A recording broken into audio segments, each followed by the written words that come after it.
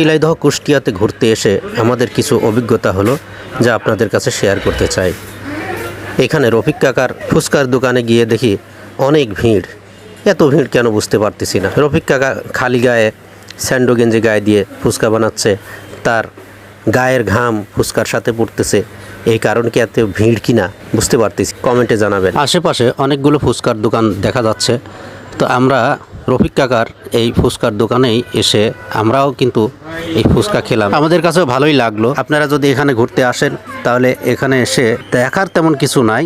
নদীর পাড়ে একটু ঘুরতে পারবেন, কিছু নৌকায় উঠতে পারবেন, আর এখান থেকে কিছু ফুচকা খেতে পারবেন, আইসক্রিম খেতে পারবেন। আপনার ছেলেমেয়েরা একটু ঘুরতে বেশি পছন্দ করে, যার কারণে মাঝে মধ্যেই সময় পেলে, বেশিরভাগ সময় শুক্রবার দিন শিলাইদহ বলেন, কুষ্টিয়া বলেন, এদিকে পাকশি বলেন, পাকশি ব্রিজের নিচে ঘুরতে চলে যায়।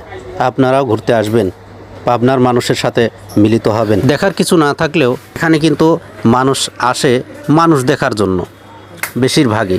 তারপরেও আসলে মনটাকে একটু রিফ্রেশ করার জন্য হলেও ঘোরাফেরার দরকার আছে। যাই হোক, এখানে ঘুরতে এসে একটা জিনিস ভালো লাগলো, সেটা হলো এখানকার ওয়েদারটা এতই ভালো লাগছিল যে মনটা ফ্রেশ হচ্ছিল, মনটা ভালো লাগছিল, শরীরটা ভালো লাগছিল। আপনারা যদি ঘুরতে আসেন, আসলে দেখার মতো তেমন কিছু নাই। এখানে কিছু নৌকা আছে, যে নৌকাগুলিতে আপনি উঠতে পারবেন, আর এখানে অনেক ধরনের মানুষ আসে ভিজিটের জন্য, সেই সব মানুষের সাথে সাক্ষাৎ করতে পারবেন। দেখেন ফুচকার দোকানে এরা দৌড়ায় দৌড়ায় কাজ করতেছে। এরা কিন্তু অনেক ব্যস্ত, প্রচুর পরিমাণে অর্ডার কিন্তু পূরণ করতে হলে দৌড়ায় দৌড়ায় কাজ করা লাগতেছে। এই ফাঁকে বলে রাখি, বাসার থেকে বের হওয়ার পর থেকেই 3 থেকে 4 বার আমাদেরকে বৃষ্টি আক্রমণ করেছে। মোটরসাইকেল নিয়ে আসার সময় বৃষ্টি 3 বার 4 বার বৃষ্টি আমাদেরকে অ্যাটাক করছে, প্রচুর বৃষ্টিপাত হয়েছে। তারপরেও কি আর করার, 3টা মোটরসাইকেল নিয়ে আমরা বের হয়েছিলাম, আগের থেকে প্রোগ্রাম করা ছিল, যার কারণে ভিজতেই আসলাম এক পর্যায়ে শিলাইদহ ঘাটে। যাই হোক, ফুচকার দোকানে বিল দেওয়া শেষ হওয়ার পরে আমরা একটু ঘুরতে বের হলাম।